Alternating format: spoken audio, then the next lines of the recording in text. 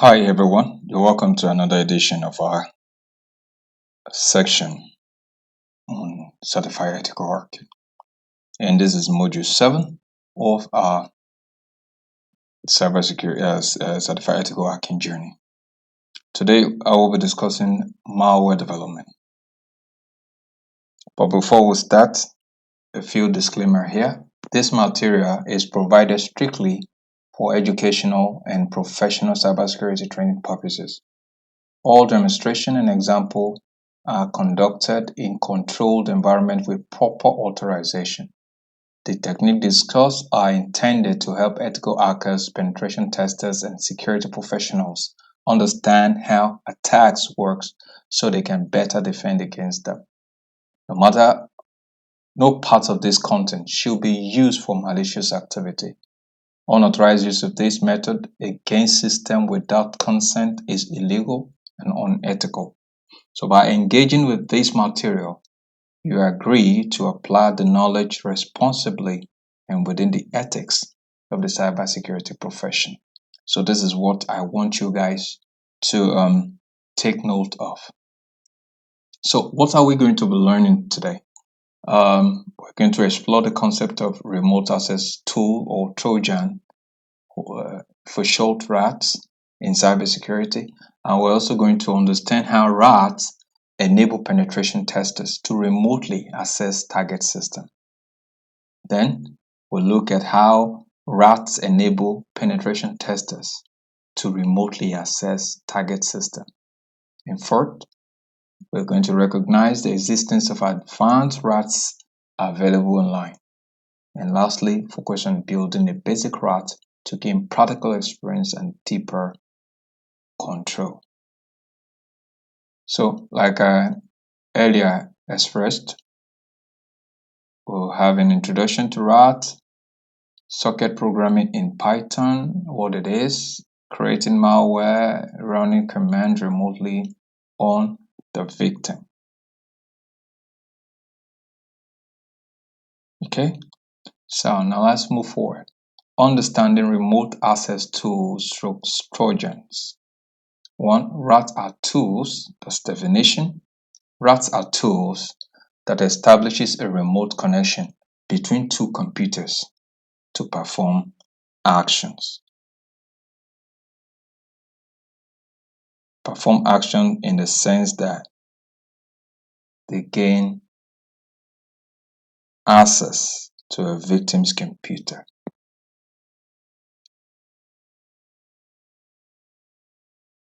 So basically, RAT is a program that creates a network connection with another computer and performs an action.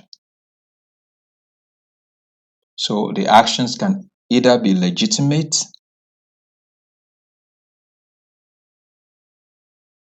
such as common commercial software such as TeamViewer, which is often used by IT professionals to diagnose remote computers to detect problems. So TeamViewers are what IT professionals use most times to log in remotely to a system in order to diagnose the problem and resolve it.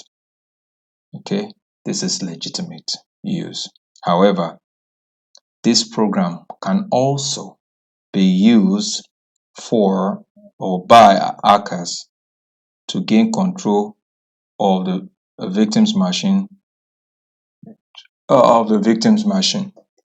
So what I'm saying in essence is this tool can be used for two major reasons. One, for legitimate reason, IT professionals uses TeamViewer to troubleshoot systems.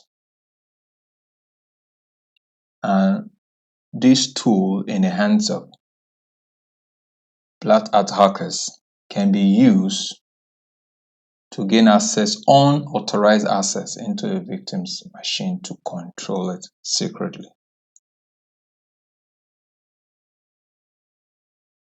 So, as I have said, malicious software, or RAT, which is a malicious software, is a pair of programs. Okay, so that is what I mean by the structure. It typically involves two parts. One of it runs on the victim's device, the other on the attacker's. So we'll look at that subsequently in the course of this training.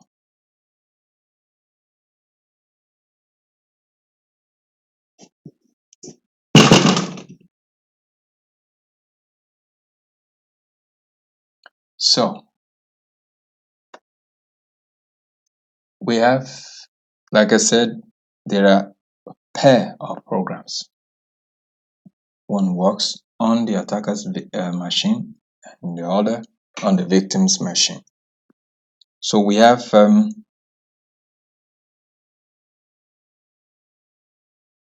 two types as we have.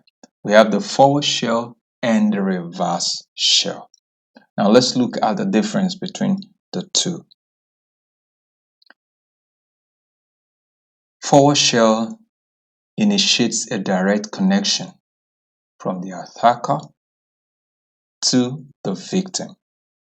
But it is worthy of note that in modern computer systems, a forward connection or forward shell connection is almost impossible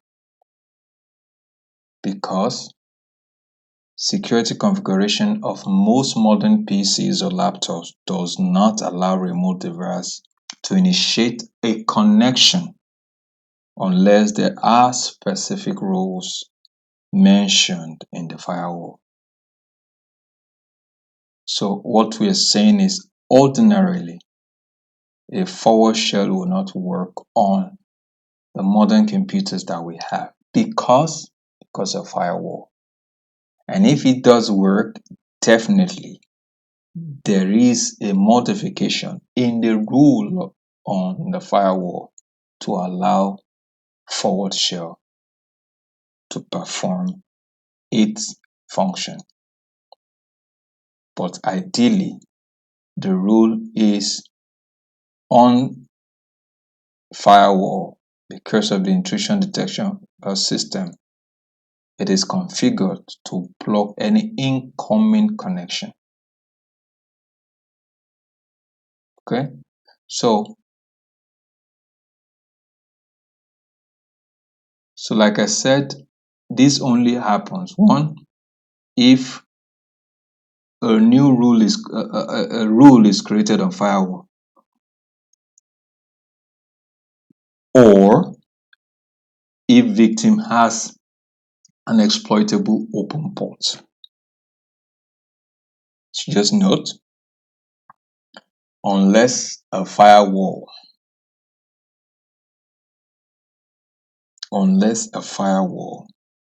rules are changed, allowing incoming connection without denial.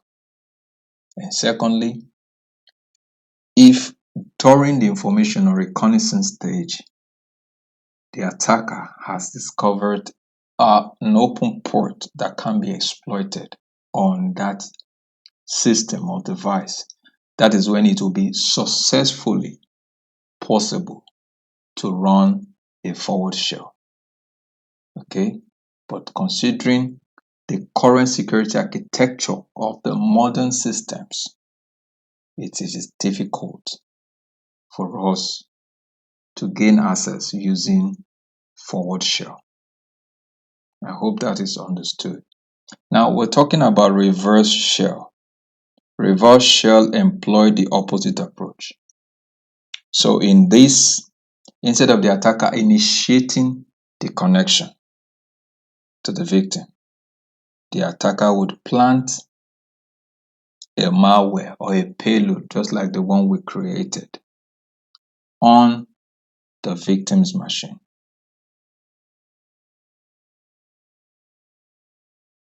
So in this circumstance, instead of an external connection, an internal connection from the victim will be initiated, which makes it much more